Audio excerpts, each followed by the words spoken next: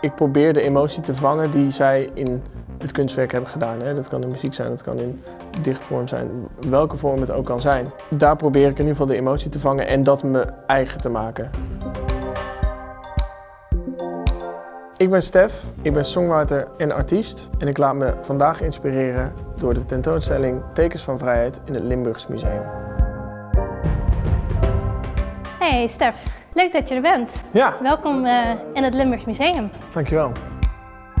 Venlo was zwaar getroffen door de bombardementen in de Tweede Wereldoorlog.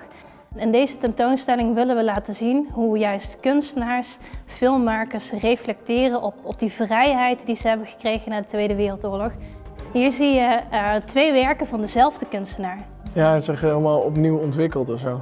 Ja, wat we merkten na de oorlog, met de nieuwe vrijheid, dat kunstenaars zich creatief opnieuw gingen ontwikkelen. Waar haal jij inspiratie vandaan? Van best wel veel verschillende dingen. Normaal de dingen die ik om me heen zie. Dat kan natuurlijk zijn iets wat ik zelf heb meegemaakt. Maar het is heel bijzonder omdat zij juist een verhaal vertellen zonder iets, zeg maar. Het is gewoon, je kijkt ernaar en iedereen kan het anders interpreteren. Ja, daar gaat je creativiteit wel van stromen. Zo.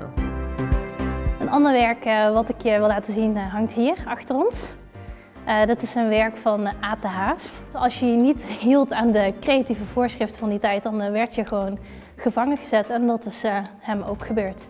Nu hebben we natuurlijk ook te maken met een beperking in onze vrijheid. Heeft dat effect op jouw creatieve proces? Juist doordat het allemaal wat dichter bij elkaar zit en je moet gewoon creatieve oplossingen zien te vinden. Ja. Dus je gaat ineens hele andere dingen bedenken. Ja. Je kunt wel altijd problemen zien, maar ik denk dat het juist mooi is om oplossingen te zien.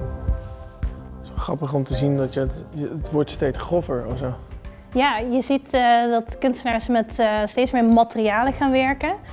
Ze noemen dat materiekunst. Dus dat betekent dat ze ook gewoon letterlijk spullen pakken die ze op de grond vinden en dat verwerken in hun kunstwerk. Dit is de Tower of Babel.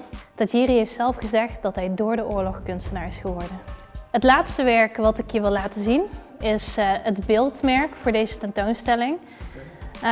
We hebben deze gekozen omdat deze, wat ons betreft, een stukje hoop uitstraalt. Voor mij, wat ik hier een beetje uithaal, is dat de onderdrukking, dat je dat ook juist kan inspireren om daarboven te gaan. Ik kan het me niet voorstellen dat mijn creativiteit beperkt is. Ik heb zelf te kampen gehad met een depressie en dat is 2 jaar geleden. En dat zie ik eigenlijk een beetje soort van als de onderdrukking van mijn eigen emoties. Door het pakken van kleine lichtpuntjes kom je steeds meer in het licht. En dat is denk ik wat ik makkelijker mee kan nemen omdat ik het zo heb gevoeld. En het soort van rijmt met wat de tentoonstelling is.